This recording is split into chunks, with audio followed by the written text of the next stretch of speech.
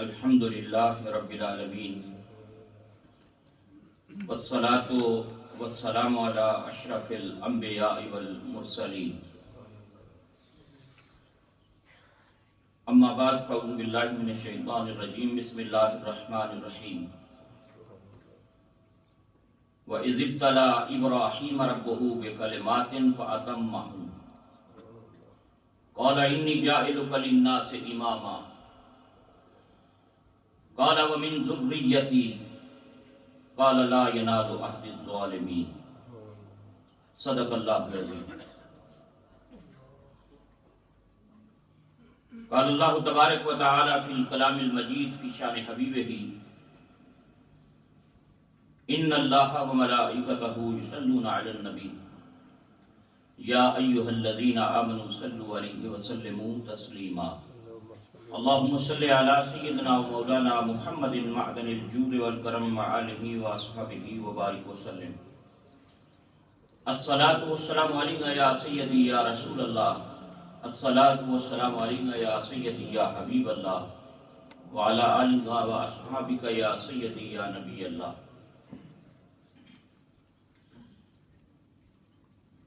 اللہ رب العزت کی توفیق اور اس کی عنایت سے جمعۃ المبارک کے اس بابرکت دن ہم اپنے خالق و مالک کی بارگاہ میں حاضر ہیں. دعا کیجیے اللہ رب العزت اپنے فضل و کرم سے اس حاضری کو قبول فرمائے. حضرات، یہ محرم شریف کا رحمتوں برکتوں والا مبارک مہینہ ہے.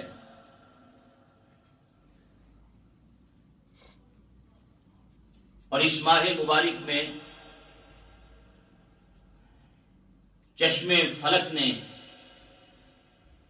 ایک ایسا منظر کربلا کی دھرتی پہ دیکھا تھا. امام علی مقام جگر گوشہ بطول نواسہ رسول حضرت امام علی مقام امام حسین رضی اللہ تعالیٰ عنہ اور آپ کے جانثار ساتھیوں کی شہادت کا کہ آج تک تاریخ میں اس کی مثال نہیں ملتی.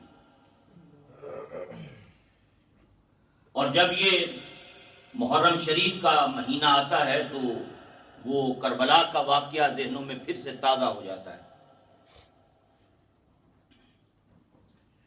اسی مناسبت سے کچھ باتیں آپ حضرات کی خدمت میں گوشگزار کرنی ہیں کہ آخر کیا وجہ تھی کہ رسول اللہ صلی اللہ علیہ وسلم کے نواسے امام علی مقام امام حسین رضی اللہ تعالیٰ عنہ نے مدینہ کو چھوڑ کر کربلا کا سفر کیا. سبب کیا تھا؟ ریزن کیا تھا؟ کیونکہ آج بعض حضرات اس ٹاپک پر اور اس عنوان پر گفتگو کرتے ہوئے بعض دفعہ یہ بات کہتے ہیں کہ یہ دو شہزادوں کی جنگ تھی. تخت کا مسئلہ تھا، تاج کی بات تھی، اور شاید اس تخت اور تاج کی خاطر امام علی مقام رضی اللہ تعالیٰ عنہ نے یہ سفر اختیار کیا ہے. یہاں ایک بات یہ بھی ذہن نشین رہے کہ یہ دو شہزادوں کی جنگ نہیں تھی. ہم رسول اللہ صلی اللہ علیہ وسلم کے بیٹے اور حضور کے نواسے کے مقابلے میں کسی اور کا نام سننا پسند ہی نہیں کرتے. یعنی بہت بڑی یہ زیادتی ہے، ظلم ہے کہ ایک بدکردار شخص کو شہزادہ کہہ کر اور رسول اللہ کے نواسے کے سامنے اور اس کے مقابل لا کے کھڑا کیا. ایک شرابی، بدماش، عیاش، فاسق، فاجر شخص کو شہزادہ بنا کر اور پھر یہ کہا جائے کہ وہ یہ دو شہزادوں کی جنگ تھی. کیونکہ یہ تو رسول اللہ صلی اللہ علیہ وسلم کے شہزادے اور حضور کے بیٹے ہیں، اور کائنات کا کوئی دوسرا انسان اس کا مقابلہ نہیں کر سکتا. یہ جو منصب ہے، یہ مقام ہے. امام علی مقام رضی اللہ تعالیٰ عنہ کے مقام کو، مرتبے کو اگر کسی نے سمجھنا ہو تو وہ نگاہ مصطفیٰ سے سمجھے، وہ حضور کی نظر سے سمجھے نا، حضور کی حدیثوں کو پڑھے. وہ سرور عالم صلی اللہ علیہ وسلم کی احادیث پڑھے اور اسے پھر پتہ لگے گا کہ رسول اللہ کے اس بیٹے کا مقام کتنا بلند و بالا ہے۔ کیوں یہ جو شہزادے ہیں حضور کے، حضور انہیں اپنا بیٹا فرماتے ہیں، کہا یہ میری اولاد ہے، یہ میرے بیٹے ہیں، اللہ نے فاطمہ کی نسل سے ان کو آگے بڑھایا ہے۔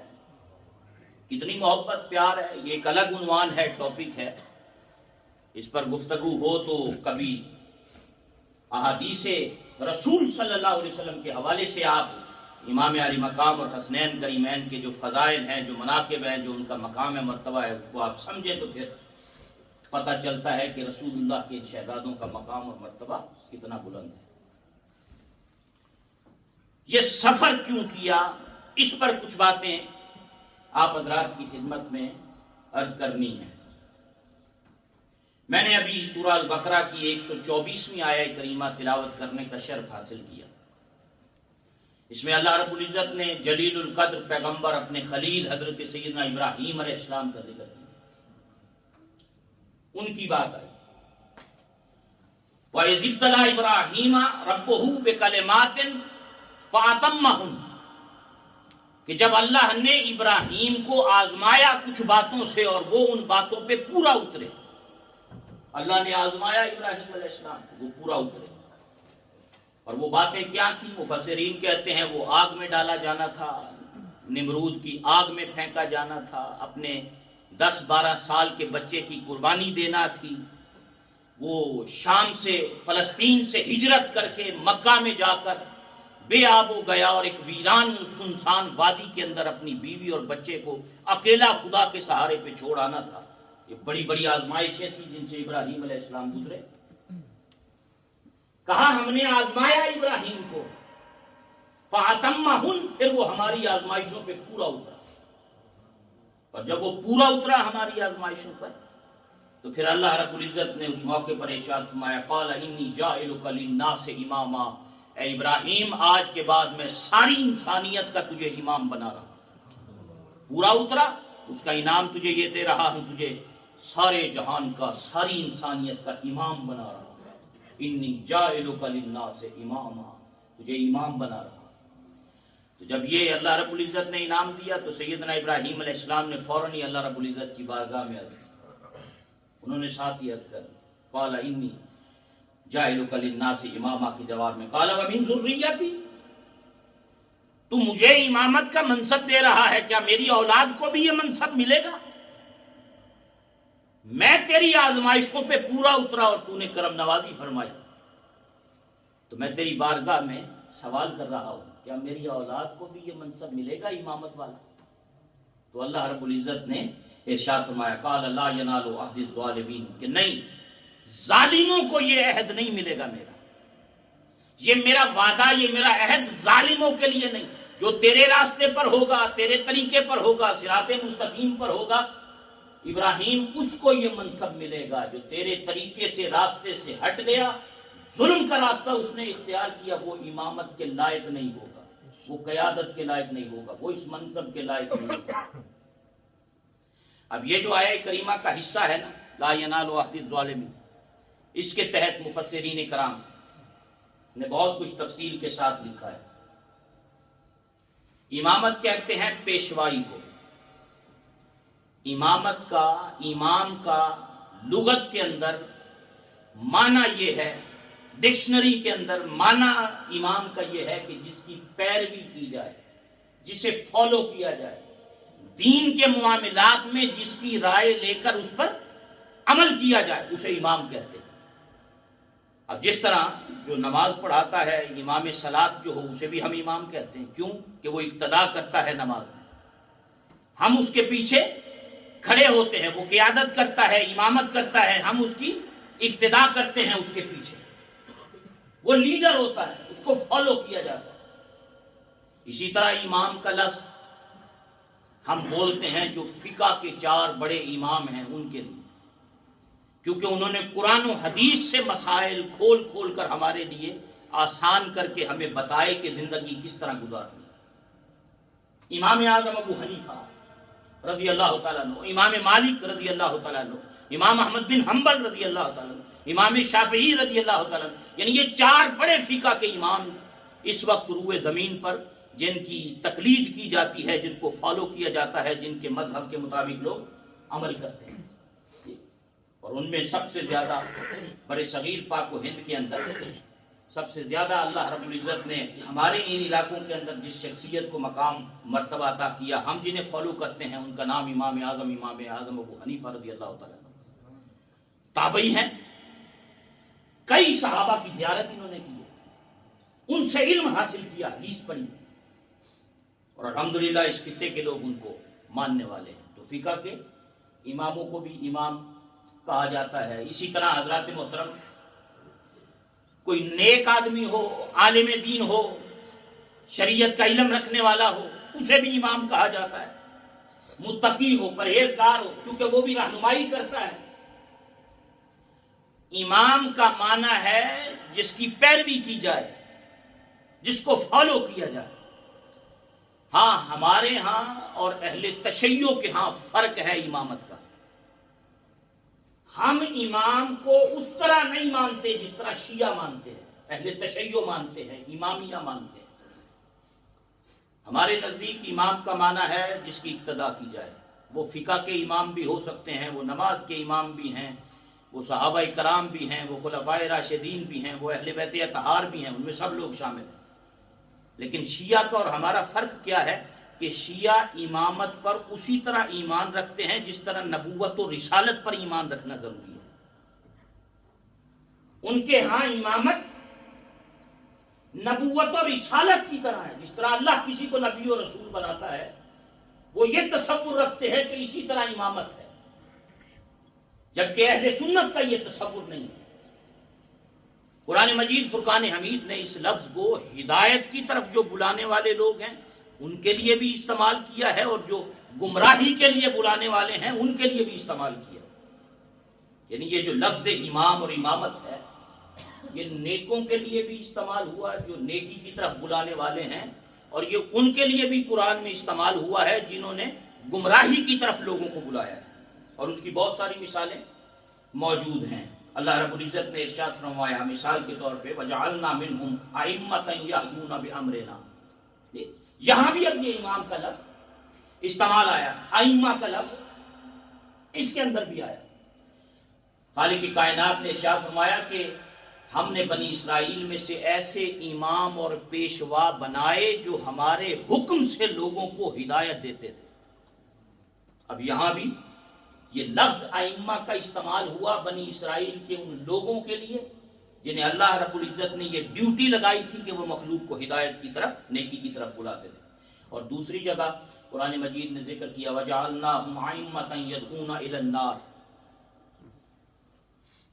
یہاں یہدونہ کا لفظ تھا کہ وہ ہدایت کی طرف بلاتے ہیں، اور یہاں إِلَى النَّارِ کہ وہ جہنم کی طرف بلاتے ہیں۔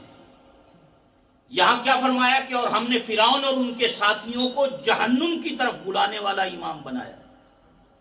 یعنی لفظ امام دونوں معنوں میں استعمال ہوا قرآن کے اندر۔ جو ہدایت کی طرف بلاتا ہے قرآن اسے بھی امام کہہ رہا ہے، جو گمراہی کی طرف لے کے جا رہا ہے قرآن اسے بھی امام کہہ رہا ہے۔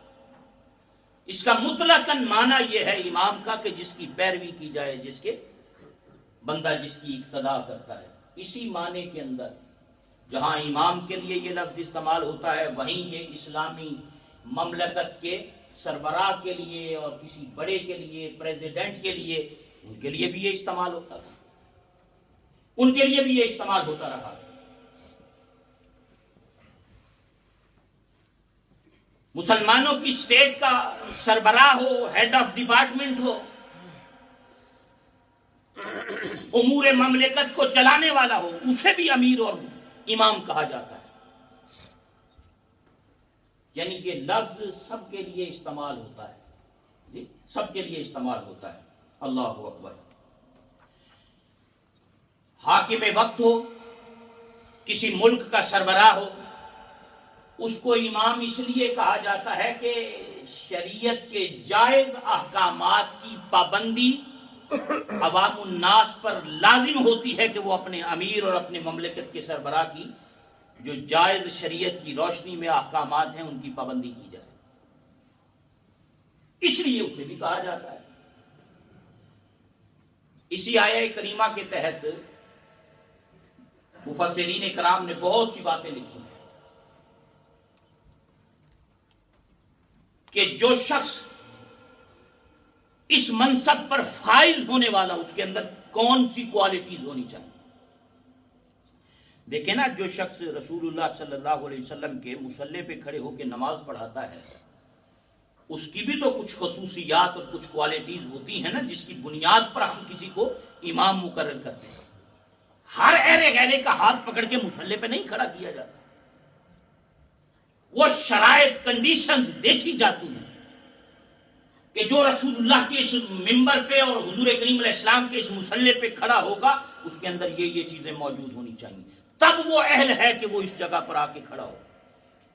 کوئی عام انسان کبھی بھی اس مصلی پر آ کر کھڑے ہونے کی ہمت اور جرات نہیں کرتا. کیوں؟ کہ جب تک وہ صلاحیت، وہ کوالٹیز اس کے اندر موجود نہیں، اس وقت تک وہ کھڑا نہیں ہو سکتا یہاں پر. تو حضرات،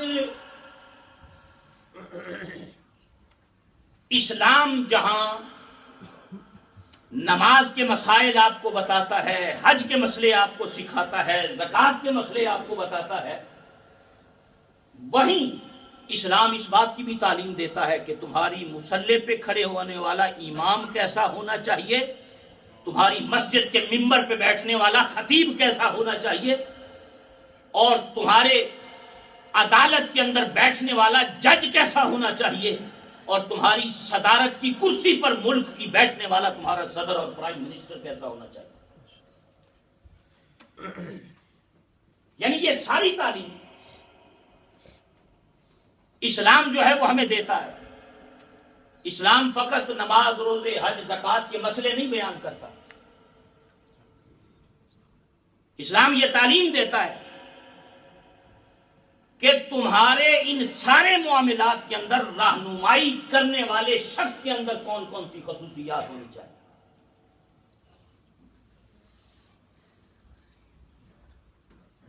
اور حضرات، یہاں امام قرطبی رحمت اللہ تعالی علیہ کے حوالے سے اسی آیہ کریمہ کے تحت انہوں نے بڑی خوبصورت بات کہی. وہ فرماتے ہیں بے شک امام وہ ہوگا جس میں عدل، تقوی، فضل جیسی صلاحیتیں موجود ہوں. جس میں عدل موجود ہو، فضل موجود ہو، تقوی موجود ہو، وہ بندہ اس عمارت کی کرسی کے اوپر بیٹھ سکتا ہے، وہ امامت کے لائق ہوگا. جی اللہ اکبر. اور مشہور فقیہ ہیں امام ابو بکر جساس حنفی رحمت اللہ تعالی علیہ.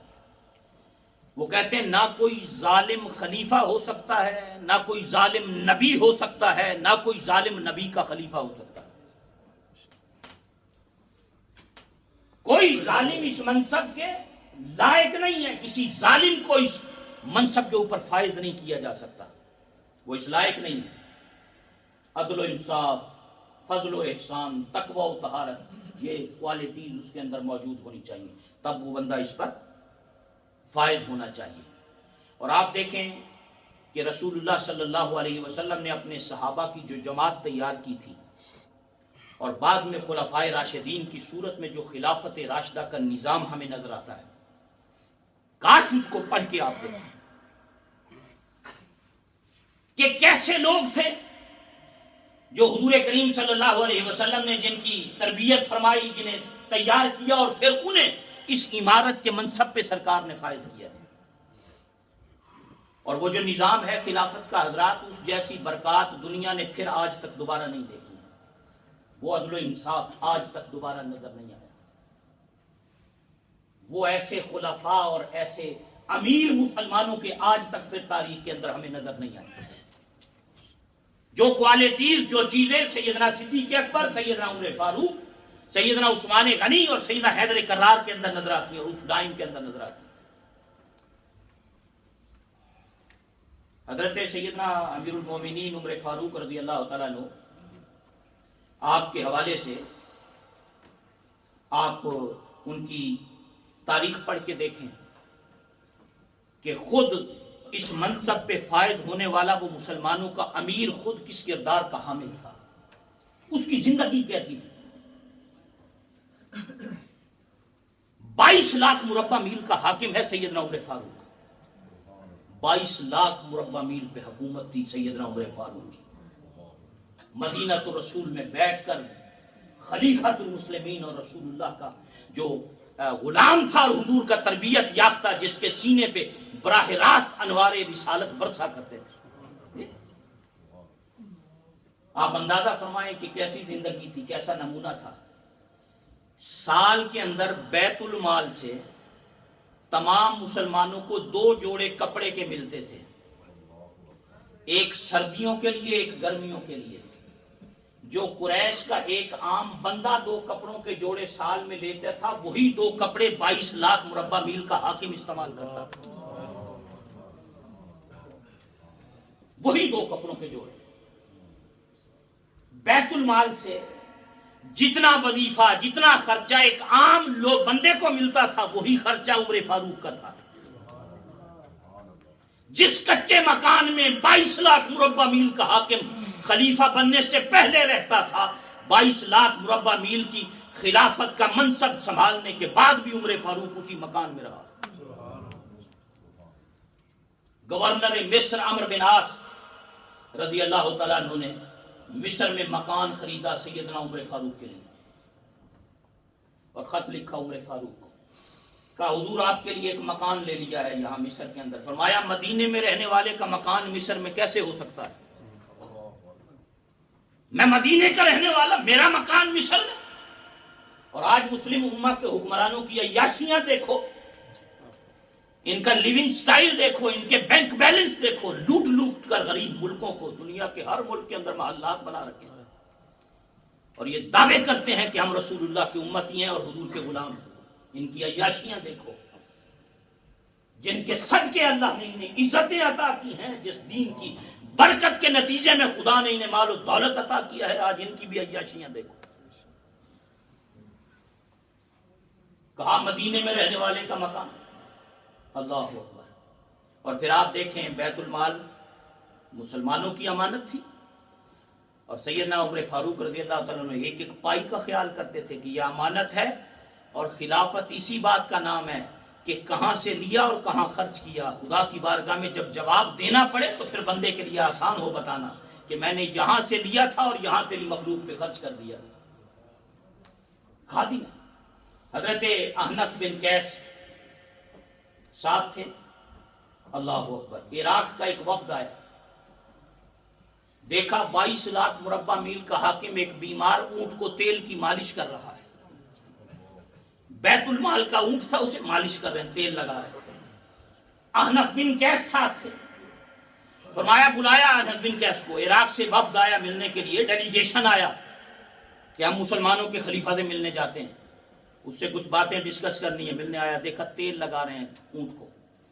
احنف بن قیس کھڑے تھے، ان کو دیکھ کے آواز لگی، او احنف بن قیس ادھر آ، میری مدد کر، ہیلپ کر، اس کو تیل لگاتے ہیں مل کر. یہ بیت المال کا اونٹ ہے، اس میں غریبوں، یتیموں اور بیواؤں کا حق ہے، آ مل کر خدمت کرتے ہیں. ساتھ بلایا احنف بن قیس کو. اللہ ہو. کسی بندے نے کہا کہ یہ کام آپ خود کر رہے ہیں، کسی غلام سے کہہ دے وہ کر دے گا. یہی کام کسی غلام سے کہہ دے وہ کر دے گا. تو آپ نے اس موقع پہ فرمایا مجھ سے اور احنف سے بڑھ کے بڑا غلام اور کون ہو سکتا ہے؟ مجھ سے بڑھ کر اور احنف سے بڑھ کر غلام کون ہو سکتا ہے؟ اور پھر اس موقع پر ارشاد فرمایا، یہ تاریخ ساز جملہ سیدنا عمر فاروق نے فرمایا، جو شخص مسلمانوں کا والی بنے نا، جو شخص مسلمانوں کا حاکم بنے، کوئی منصب اسے ملے، حکومت اسے ملے، اسے چاہیے وہ غلاموں کی طرح مخلص اور امین رہے. جس طرح غلام اپنے آقا کے ساتھ مخلص ہوتا ہے اور اس کی امانت کا حفاظت کرنے والا ہوتا ہے، مسلمانوں کے والی کی یہی ڈیوٹی ہے کہ وہ اسی طرح مسلمانوں کی خدمت کرتا ہے. حضرات، یہ ایک خوبصورت نظام چلا رہا تھا. اب اس پر بے شمار مثالیں ہیں جو دی جا سکتی ہیں. یہ ایک خوبصورت نظام تھا جو سرور عالم صلی اللہ علیہ وسلم نے اور آپ کے اصحاب نے قائم کیا. یہی خوبصورت خلافت کا وقت سیدنا صدیق اکبر کا ہے، یہی حضرت عمر فاروق کا ہے، یہی سیدنا عثمان غنی کا ہے. یہی چیزیں چلی آ رہی تھیں حضرت سیدنا حیدر کرار اور پھر امام حسن مجتبی تک. سب سے پہلے ان تمام چیزوں کو بدلنے والا، ان اصولوں کو فراموش کرنے والا یزید تھا۔ وہ جو ایک سسٹم، نظام خلافت اور یہ روشن اصول جو چلے آ رہے تھے، ان کو سب سے پہلے تباہ کرنے والا یزید ہے۔ 60 ہجری کے اندر حضرت امیر معاویہ رضی اللہ تعالیٰ عنہ کا وصال ہوا، پھر یزید خلیفہ بنا۔ وہ ایک لمبی عرق داستان ہے۔ جب یہ خلافت کے منصب پہ بیٹھا تو اب اس کی حکومت کے اندر 4 بڑی چیزیں سامنے نظر آتی تھیں۔ ڈکٹیٹرشپ تھی، آمریت، شخصی آمریت، یعنی وہ جو خلافت کے اندر اللہ رب العزت کے احکامات کی سربلندی تھی، قرآن و حدیث اوپر تھا اور اسی کی روشنی میں سب کچھ ہوتا تھا، فیصلے ہوتے تھے، سب سے پہلے اسے پامال کر کے اسے آمریت اور ڈکٹیٹرشپ میں تبدیل کرنے والا یزید ہے۔ اور جہاں آمریت ہو، ڈکٹیٹرشپ ہو، لازماً وہاں ظلم و تشدد بھی ہوتا ہے۔ آمریت کے اندر جو بندہ بات مانے ٹھیک ہے، جو نہیں مانے گردن تن سے جدا کر دو، مار دو۔ یہ آمریت کی دوسری شرط ہوتی ہے، ساتھ یہ باتیں چلتی ہیں۔ ظلم و ستم، ظلم و تشدد، ڈکٹیٹرشپ، اور پھر اس کے ساتھ ساتھ یہ جو مسلمانوں کا بیت المال تھا اس کو ناجائز استعمال کرنا، اپنی عیاشیوں پہ خرچ کرنا، اپنی عیش و عشرت پہ مسلمانوں کی امانتوں کو خرچ کرنا، یہ یزید کے ہاں یہ عام باتیں تھیں۔ اور ان حالات کے اندر اہل مدینہ نے پھر یزید کی بیعت کو توڑا۔ کیونکہ آج تو میڈیا کا دور ہے، ایک کونے میں کوئی بات ہوتی ہے دوسرے کونے میں فوراً پہنچ جاتی ہے۔ اس وقت تو میڈیا تھا نہیں، اتنی ایڈوانس کوئی ٹیکنالوجی بھی نہیں تھی۔ اب ایک جگہ کی بات دوسری جگہ تک پہنچتے پہنچتے کئی مہینے، سال لگ جاتے تھے، پھر پتہ لگتا تھا کہ وہاں یہ کچھ ہو رہا ہے۔ آج تو 1 منٹ میں پتہ لگ جاتا ہے۔ تو اہل مدینہ جو تھے، یزید کو سب سے زیادہ خطرہ 3 شخصیات سے تھا۔ 3 بندے عرب کے اندر ایسے تھے جن سے یزید گھبرایا ہوا تھا کہ میری حکومت کے لیے اگر خطرہ ہو سکتے ہیں تو یہ 3 بندے ہو سکتے ہیں۔ ایک حضرت عبداللہ ابن عمر رضی اللہ تعالیٰ عنہ جو سیدنا عمر فاروق کے بیٹے تھے، اور دوسرا حضرت عبداللہ ابن عباس رضی اللہ تعالیٰ عنہ، اور تیسرے نواسے رسول امام حسین رضی اللہ تعالیٰ عنہ۔ ان 3 بندوں سے یزید کو خطرہ تھا، یہ میری حکومت کے لیے سب سے زیادہ خطرہ ان کا ہو سکتا ہے۔ ولید بن عتبہ گورنر تھا، والی مدینہ تھا جب یزید بنا حاکم، تو اس نے خط لکھا کہ ان کو بلاؤ، تینوں کو، ان کو بلا کر میرے لیے ان سے بیعت لو کہ میں خلیفہ بن گیا ہوں، یہ مجھے خلیفہ قبول کرتے ہیں، یہ بیعت کریں آپ کے ہاتھ پہ آ کر۔ تو ولید بن عتبہ نے رات کی تنہائی میں امام علی مقام کو بلایا۔ حضرت امام علی مقام سمجھ گئے، فرمایا لگتا ہے کہ حضرت امیر معاویہ کا وصال ہو گیا ہوگا اور یزید خلیفہ بنا ہوگا اور یہ ہم سے اب بیعت کا تقاضا کریں گے۔ تو حضرت امام علی مقام رضی اللہ تعالیٰ عنہ نے اس موقع کے اوپر آپ تشریف لے گئے، جا کی گفتگو کی۔ اس نے کہا کہ یہ خط آیا ہے دربار خلافت سے اور اس طرح یزید خلیفہ بن گیا اور اب آپ کے لیے حکم ہے کہ آپ بیعت کریں۔ تو آپ نے فرمایا میں رسول اللہ کا شہزادہ ہوں، رات کی تنہائی میں بیعت نہیں کرتا، میری رگوں میں حیدر کرار کا خون ہے۔ جب ساری دنیا مدینے کی اکٹھی ہوگی اور اکٹھی ہو کر بیعت کرے گی، پھر وہاں ہم بھی بات کریں گے اور دیکھیں گے اس مسئلے پر۔ میں رات کی تنہائی میں اکیلے بیٹھ کے یہاں بیعت کرنے والا نہیں ہوں۔ جب دن میں ساری دنیا اہل مدینہ اکٹھا ہو اور پھر وہاں جب تو بات کرے گا، اس ٹاپک پہ گفتگو ہوگی، سب سے تو بیعت لے گا، وہاں پھر ہم بھی بات کریں گے، وہاں بات ہوگی۔ اس نے کہا ٹھیک ہے۔ تو آپ وہاں سے واپس تشریف لے آئے۔ پھر آپ نے سوچ و بچار فرمائی اور سوچ و بچار کر کے اس کے بعد آپ نے یہ فیصلہ کیا کہ آپ مکہ کی طرف تشریف لے جائیں خاموشی کے ساتھ اور وہاں جا کے وقت گزاریں۔ کیوں کہ انہیں اس بات کا علم تھا کہ یزید کے اندر کیا کیا چیزیں موجود ہیں اور کیا کیا خرابیاں موجود ہیں اور کس طرح وہ رسول اللہ صلی اللہ علیہ وسلم کی شریعت کو پامال کر رہا۔ اور میں نے ایک بات آپ حضرات کی خدمت میں عرض کی، آج کل بعض حضرات یہ بھی کہتے ہیں کہ دیکھیں کئی صحابہ کرام نے یزید کی بیعت کر لی تھی، یزید کی بیعت کر لی تھی، یزید کی بیعت اس موقع پر جو کئی اصحاب اہل علم و فضل نے کی، اس کا سبب جبر و تشدد تھا، جو آمریت کے اندر ہوتا ہے، جو ڈکٹیٹرشپ کے اندر ہوتا ہے،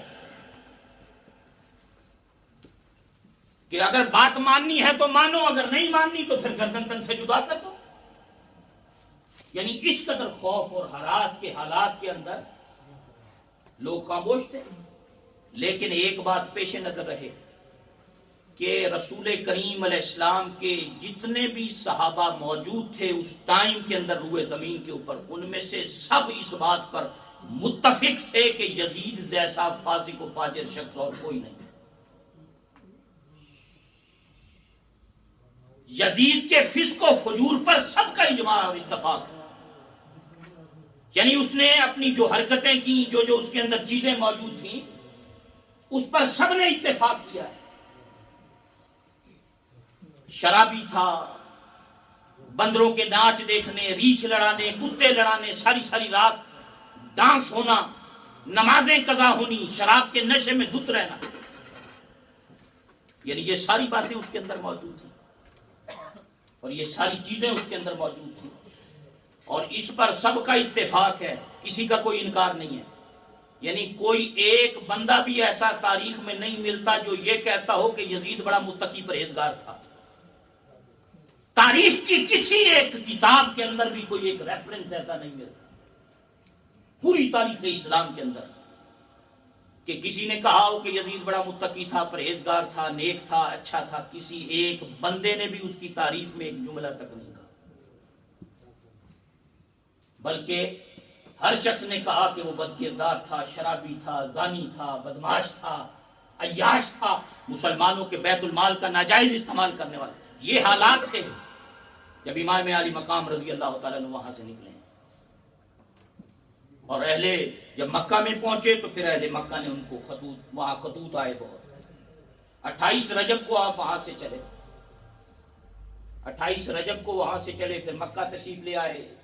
شعبان کا مہینہ یہاں گزرا، رمضان کا مہینہ یہاں گزرا، شوال کا مہینہ آپ کا یہاں گزرا، پھر ذیقات کا مہینہ یہاں گزرا، ذوالحجہ کے ابتدائی ایام میں آپ کربلا گئے، رمضان میں خطوط آنے شروع ہوئے اہل کوفہ کے کہ رسول اللہ کی شریعت کو پامال کیا جا رہا ہے، غیر شرعی حکومت ہے اس کی، آپ آئیں مدد کریں ہماری. جب ایسے حالات ہو جائے نا حضرات، پھر شریعت دو راستے دیتی ہے. یا تو بندہ چپ کر کے بیٹھ جائے، برائی دیکھے آنکھیں بند کر لے، طاقت نہ ہو خاموش ہو جائے، برائی کے ساتھ سمجھوتا کر لے، ایگریمنٹ کر لے. ساری دنیا چپ ہے، یار مجھے کیا ضرورت ہے بات کرنے کی، میں بھی چپ ہو جاتا ہوں. ایک یہ راستہ ہے، اسے کہتے ہیں رخصت کا راستہ. برائی دیکھ کے آنکھیں بند کرو. کچھ لوگ ہوتے ہیں جو برائی دیکھ کو آنکھیں بند کر کے سمجھوتا کر کے خاموشی سے نکل جاتے ہیں، اسے شریعت اس کی اجازت دیتی ہے. اور ان حالات کے اندر جب حاکم وقت علل اعلان رسول اللہ کی شریعت سے بغاوت کر رہا ہو، ہر بندہ سامنے کھڑے ہو کر کلمہ حق نہیں بلند کر سکتا. اکثریت رخصت کے راستے پہ عمل کرتی ہے، ساری دنیا چپ ہے، مجھے کیا ضرورت ہے اس سے دشمنی مول لینے کی، چپ کر کے گزر جاؤ. ایک یہ راستہ ہے. دوسرا ہے عزیمت کا راستہ، اسے کہتے ہیں عزیمت کا راستہ، کہ اگر ساری دنیا چپ ہے تو میں کیوں چپ ہوں؟ اگر ان میں ہمت نہیں ہے بات کرنے کی، اور میں بھی اگر چپ ہو گیا اس ظالم کے سامنے، تو پھر اس ظالم کے سامنے کلمہ حق کون بلند کرے گا؟ امام علی مقام رضی اللہ تعالیٰ نے رخصت کا راستہ نہیں اختیار کیا کہ خاموشی سے کونے میں بیٹھ جاتے، کہتے ساری دنیا چپ ہے، اس کی خلاف شریعت حرکتوں پر میں بھی چپ ہو کے بیٹھ جاتا ہوں. فرمایا میری رگوں میں رسول اللہ کا خون ہے، میرے سامنے میرے نبی کی اور میرے آقا کے اور میرے نانے کی شریعت کی دھجیاں اتاری جا رہی ہیں اور میں چپ کر کے بیٹھا رہا. آپ کھڑے ہوئے اور آپ نے کلمہ حق اس کے سامنے پھر بلند کیا. امام علی مقام امام حسین رضی اللہ تعالیٰ عنہ نے عزیمت کا راستہ اختیار کیا، عزیمت کا راستہ اختیار کیا. امام علی مقام رضی اللہ تعالیٰ عنہ سامنے کھڑے ہو کر اللہ. ان حالات میں حضرات یہ سفر ہوا شروع وہاں سے. اور پھر اس کے حوالے سے میں ایک بات یہاں ساتھ عرض کرنا چاہوں گا کہ جب آپ پہنچے نا اس سفر کے اندر، امام علی مقام رضی اللہ تعالیٰ عنہ، یہ مقام بیضاء ایک جگہ ہے. جب آپ مکہ سے کربلا جائیں تو کربلا سے پہلے ایک مقام آتا ہے مقام بیضاء، وہاں آپ پہنچے اور اس مقام پر پہنچ کر امام علی مقام رضی اللہ تعالیٰ عنہ انہوں نے خطبہ ایک دیا تھا. اس کے ایک دو باتیں اقتباس آپ حضرات کی خدمت میں کر کے گفتگو ختم کر دیتے ہیں. اس میں آپ نے فرمایا، لوگوں، رسول اللہ صلی اللہ علیہ وسلم نے ارشاد فرمایا ہے کہ جو شخص ایسے بادشاہ کو دیکھے، جو شخص ایسے بادشاہ کو دیکھے کہ جو اللہ کی حرام کردہ چیزوں کو حلال قرار دے رہا ہو، جو رب کی حرام کردہ چیزوں کو حرام کو حلال بنا رہا ہو اور حرام کو حلال بنا رہا ہو، اللہ کے عہد کو توڑنے والا ہو جو بندہ، رسول اللہ کی سنت کے خلاف کرنے والا ہو بندہ، اگر ایسا حاکم کوئی دیکھے اور پھر بھی وہ بندہ کھڑے ہو کر اس کی مخالفت نہ کرے اپنے قول سے اور اپنے عمل سے، ایسے حکمران کی ایسی حرکتوں کو دیکھ کر بھی بندہ خاموش رہے اور نہ کچھ بولے، تو پھر رب کو یہ حق حاصل ہے کہ وہ اس بندے کو اور اس حاکم کو اٹھا کے جہنم میں ڈال. یہ اس وقت مقام بیضاء پر خطبہ امام علی مقام رضی اللہ تعالیٰ عنہ نے دیا. وہاں جانے کا مقصد رسول اللہ کی شریعت کی پاسداری تھی. لوگ کہتے ہیں یہ تخت کی بات تھی، اور ظالموں، مدینہ الرسول کی خانقاہ سے بڑھ کر کوئی تخت اور کیسا ہو سکتا ہے؟ وہ کہیں نہ جاتے، رسول اللہ کی خانقاہ کی سجادہ نشینی سے بڑھ کے اور کائنات کا کوئی بڑا منصب نہیں. لاکھوں کروڑوں انسان ان کے ہاتھ چومتے تھے، ان کے پاؤں چومتے تھے، انہیں نذرانے دیتے تھے. انہیں مدینہ چھوڑ کے جانے کی کیا ضرورت تھی؟ وہ گئے رسول اللہ کی شریعت کی خاطر، دین کی خاطر. میدان کربلا میں جا کر یہ سبق دے دیا قیامت تک کے لیے، جب بھی کبھی یزیدیت کا پرچم سر بلند ہو، حق کی طرح سینہ تان کے سامنے کھڑے ہو کے جواب دینا. قیامت تک کے لیے رہنما اصول فراہم کیا امام علی مقام رضی اللہ تعالیٰ. بہت سی باتیں اس حوالے سے انشاءاللہ العزیز آئندہ کے ساتھ ساتھ کرتے رہیں گے. اللہ رب العزت کروڑ ہار رحمت نازل فرمائے امام علی مقام کی قبر انور پر، اور اللہ اپنے فضل و کرم سے رسول اللہ صلی اللہ علیہ وسلم کا صدقہ خالق کائنات اپنے فضل و کرم سے ہم سب کی حاضری کو اپنی پاک بارگاہ میں قبول فرمائے. وما علینا الا البلاغ المبین.